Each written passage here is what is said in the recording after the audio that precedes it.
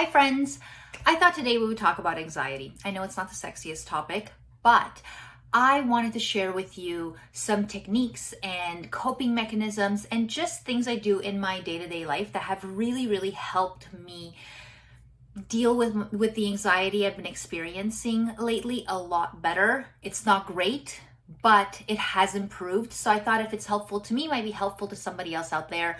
So let's get right into it. So for a little bit of background, I got my first taste of anxiety when I was a teenager. So I had anxiety when I was 17 for about 6 months. It was the type of anxiety where your heart's racing, you feel like you're out of breath and you're trying to catch your breath. So that lasted for about 6 months. It went away on its own. I didn't really do anything about it. So that was that. Didn't think it would ever bother me again. Fast forward to when I was 25 on a vacation. I was away on a trip in Vegas and I took a nap because I took a very early flight to get there. And I decided, hey, let me take a nap before dinner. I woke up and I felt like the world was ending. I felt like something really bad was gonna happen. I felt this weight on my chest. I did not know what was wrong with me. I could not shake it. I felt out of it. I felt loopy. I just felt like I was not in control of my body and I just felt weird and it felt off. That type of anxiety lasted for a solid 4 years after that. And it kind of morphed into social anxiety and just not loving being in big groups of people because I was worried, what if something happens to me and they'll look at me funny and they'll judge me, like I don't want to lose control. One of the fears was, what if I pass out? Everybody will look at me. And it was weird because I didn't know how to control it. Of course, I went to the doctor right away and I was like, brain tumor, heart issues, figure it out. Something is wrong. We got to get to the bottom of this. After doing all the tests possible, turns out I was fine physically. Mentally, I had anxiety. So when the doctor was like, okay, you're going to need to make some changes in your lifestyle. Maybe you need to start exercising. Maybe you need to start eating a bit healthier. Maybe you need to get better sleep. And I thought, okay, let me try these things. The exercise really helped then. And also eating healthier really helped. And even getting more sleep. So those three things overall had a big impact. But the biggest impact was cognitive behavior therapy.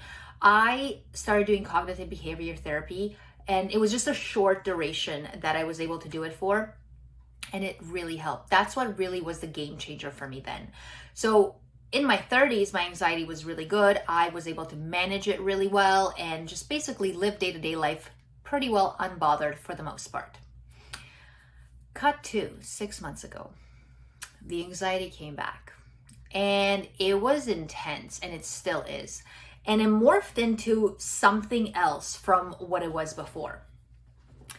So currently the anxiety is this. 1, I am scared of passing out. For no reason whatsoever. I am just afraid of passing out. And yes, that was a fear I had before, but right now that fear is so intense. Any weird feeling I get if I like walk funny and like my leg kind of gives out a bit, which, okay, maybe sometimes it does. I'm just giving a scenario. I'll be like, oh my God, is this it? Am I going to pass out?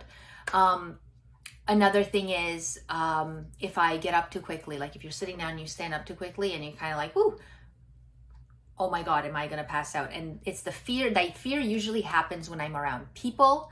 If I'm at home, I can quickly logically justify the thought and kind of like put it aside. But when I'm around people at work or out and about, I end up so anxious afterwards. The other issue is I have that fear while I'm driving now. Driving used to be something I really enjoyed and now it's just, I dread it. I get in the car and I'm like, I am going to white knuckle this all the way home. Before it was, yay, I'm driving, I'm gonna put some music on or a podcast and just drive and enjoy myself. Now it's, I'm gonna put a podcast on, I won't listen to most of it because I will be in my thoughts and just hoping and praying that I get home okay. It's never happened. I've never fainted while driving. I've never had any issues while driving. So it's not really based on any evidence or logical thought, which we'll get into later. It's just a thought and a feeling and a worry. So I had to figure out what I can do differently this time to help me cope and manage this anxiety, because I gotta live my life again. And it's been pretty rough. Like, I have been avoiding social settings for a while now too. I've been avoiding getting together with friends. I've been avoiding going out to dinners, for example. Just in general, overall, I kind of feel like my home is my safe space, and I've kind of been a hermit and trying to avoid going out unless I have to go for work, and anything else that I absolutely have to be there for. Other than that, I will like to stay home and avoid all human interaction. Enough jibber jabber about what I'm going through. Let's talk about what has helped me manage my anxiety. The first thing that I found immensely helpful is breath work. So I learned about this breathing method where you breathe in for 4. So you count 1, 2, 3, 4, and you breathe in, deep breath, and then you hold it for the count of 4. So 1, 2, 3, 4, and then you have a long, slow exhale for the count of 8. So as you exhale, you're like 1, 2, 3, 4, and you want that exhale to be longer than the inhale and the hold. And it's the exhale that really helps your body get the message that it's okay. And it's kind of like a soothing technique that's supposed to really soothe your nervous system to let it know that you're safe, it's okay, and it can calm down. That has helped me so much. I will use that when I'm driving. I will use that if I'm at work or in a meeting, or if I'm out somewhere and I'm feeling super anxious and like panicky. I will use that method, and you can do it for a minute, you can do it for 30 seconds, you can do it for 4 minutes if you want to. I've done it for, I think the longest, I think was 7 minutes, and it helped so much. Like, I will do it sometimes before bed when I can't fall asleep because I feel really amped up and I feel like just like jittery. I will do this for a good 3 to 5 minutes, and it really calms me down and helps kind of just get everything relaxed. And when you're breathing out, remember to let your shoulders, like, just really let your body sink when you're exhaling. So like when you inhale, it's okay for everything to go up, but then when you exhale, everything, just be mindful of your shoulders, and you just let it all sink as if you're just jelly or putty, letting it melt into the chair or wherever your bed, wherever the couch, just let it all kind of melt and just relax, and then you inhale again. Okay, so that is technique 1. If you are someone that has anxiety, panic, or depression, highly recommend you give this book a read. It's a really easy read. It's got great exercises in it and techniques. I absolutely love this book. He also has a YouTube channel. I think his name is Russ Harris. I read another book by him called The Confidence Gap, I think. Anyway, I will link this book in the description. I will also link his YouTube channel in the description. Highly recommend. I think he's awesome, and his techniques have really helped me. But I digress. Not sponsored, just really love it. It's phenomenal. The next one is, I ask myself when I'm feeling anxious and I'm starting to think those anxious thoughts, are these thoughts, or the one thought that I'm thinking of, helping me in any way? Is it positive? Is it providing any benefit to me thinking about that right now? And most of the time, 99.9% of the time, the answer is no. So if that's the case, I will, whatever I'm doing in the moment, I'll try to pretend as if I'm experiencing it for the first time. So if I'm reading a book, and that's the example I got from this book, if I'm reading a book, I'll start looking at the book and I'll be like, wow, what does it feel like? This is like my first time seeing the book. Look at it from a very inquisitive way. So like, how does the book feel? Look how shiny the cover looks. Look how many pages there are. It kind of feels heavy, or it kind of feels light. Flip through the pages, see what they feel like. What does the book smell like? Just go through it and experience the book as if it's the first time you're seeing it, with like a really big sense of curiosity.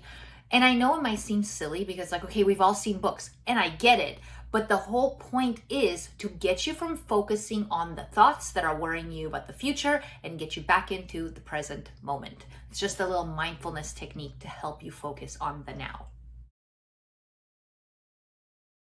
Okay, next.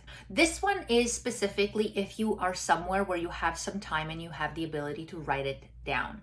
And I would strongly recommend you write it on a piece of paper. There's just something cognitively when we write things out versus typing them either on your phone or on a laptop. It helps more if you're physically doing the action of writing it out. Okay, so I have two options for this. If I can sit down and write out the anxiousness. One, I will, if I don't have too much time, I will sit down and just write what I'm anxious about. I have a little notebook that I carry in my purse, and I have a pen or a pencil, and I will sit down and I will write out what I'm anxious about. Like, what is the thought that is actually going on in my head? Once I write it down, I read it back to myself. Like, I start reading it. But when I read it, I look at it from a different lens, from a different perspective, as if my friend is telling me this, that they're feeling like this.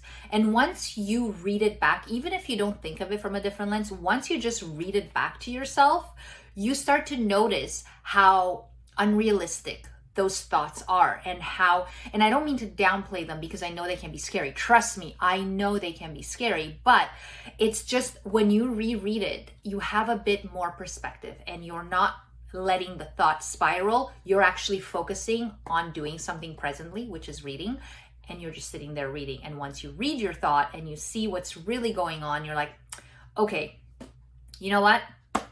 I'm okay. And even just getting it out of your mind and onto paper really helps. The second option I have for writing it out is to answer some questions about the thought that I'm having, or thoughts.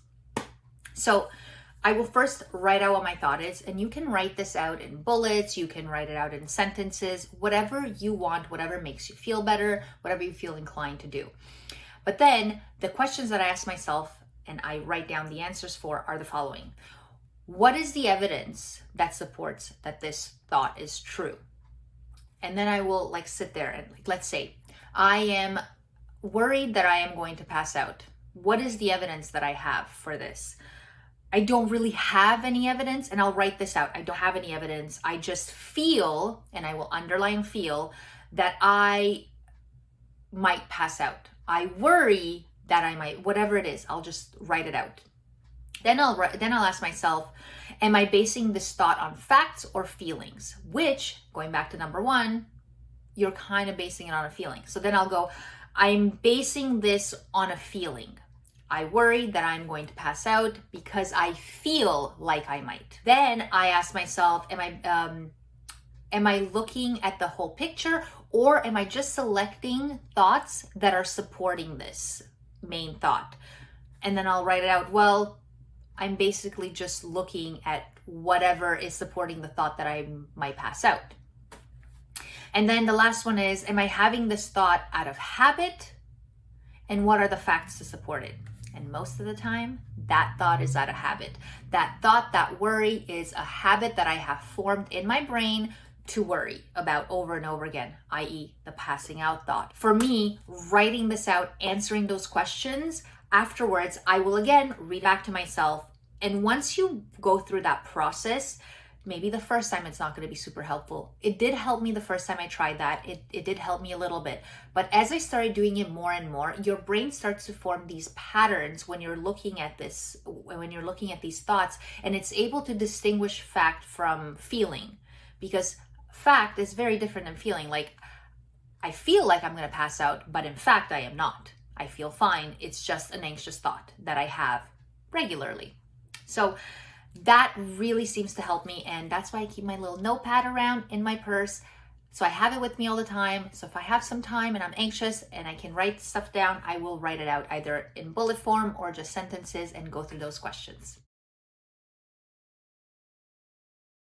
And then the last thing that has really helped me is labeling the feeling or the thought as anxiety. So if I'm driving, and I know I'm using the driving thing a lot or the passing out thing a lot, but that seemed to be the big thing lately. That's the theme du jour for me.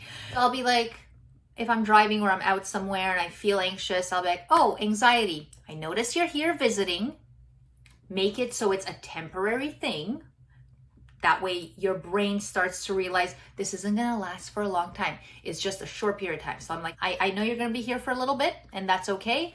Do your thing, but just know I'm safe and I'm okay. So you don't need to worry about it. And I know this sounds weird, guys, but honestly, it helps. Like, at first when I read it, I was like, I don't think this is gonna help. This is not, I need something quicker.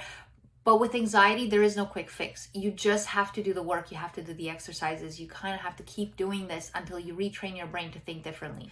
Fighting anxiety is what makes it worse. Fighting it is what starts to snowball it, and like it gets worse and more intense. acknowledging it, labeling it, allowing it to be here, giving it some space really, really helps. I know it's tough and at first it might seem overwhelming, and it is, but with time and practice, it will get better. Just a few more things I wanted to share that I do on a day-to-day basis to help me cope with anxiety. So the first thing is I work out. I work out 4 to 5 times a week. It doesn't have to be for an hour. It can be for 20 minutes. It can be for 30 minutes, whatever. The amount of time that you have to exercise, if you can find some time in the day to exercise, do it. Sometimes I'm at work and I know I won't have time in the evening to work out. I'll go for a walk at lunch, if it's not too cold, that is. But I'll go for a walk at lunch. So your workouts don't have to be crazy intense every time you do them. They don't have to be hour-long workouts. Just get your body moving and get those endorphins nice and flowing through the body to make you feel good. That really helps me. Next is meditation. I found meditation so hard in the beginning. Whoa, like you're trapped. Like I felt like I was trapped with my own thoughts in silence. Like that's what meditation was to me. But then once I started doing it more and more and started paying attention, being mindful when I was meditating about what I was thinking and how I was focusing, it started to help. And then the last thing is the hardest one on this list for me to do, sleep. If you're anxious, you will know sleeping is difficult. Well, not sleeping, falling asleep is very difficult because your brain, right as your head hits that pillow, will start thinking of every weird thought possible. And you'll just sit there and it'll just be like the hamster wheel of thoughts. And you're sitting there thinking and ruminating and worrying, and it's just tough to fall asleep. I found for me doing the breath work, like the 4, 4, and 7 or 8. So in for 4, hold for 4, out for 8 really helps. It helps me refocus, helps me calm down, and it actually helps me fall asleep too. So maybe try that. And then there's some nights where I just can't fall asleep and I just accept it instead of looking at the time and going, oh my God, it's 1 o'clock in the morning. Oh my God, it's 2 o'clock. I have to go to work tomorrow. I just accept it and I'm like, we'll deal with tomorrow as it comes. Thank you guys so much for watching. I hope you enjoyed this video. I know it was a lot and it's probably a long video and I apologize, but I just wanted to give you guys as much of the things that have helped me as possible. And if any of these things help you, that would be awesome. Like I hope even one of these things helps somebody out and makes them feel better. Let me know if there's any other videos you'd like me to make, products you'd like me to review. Let me know what you want me to talk your ear off about and I will do it.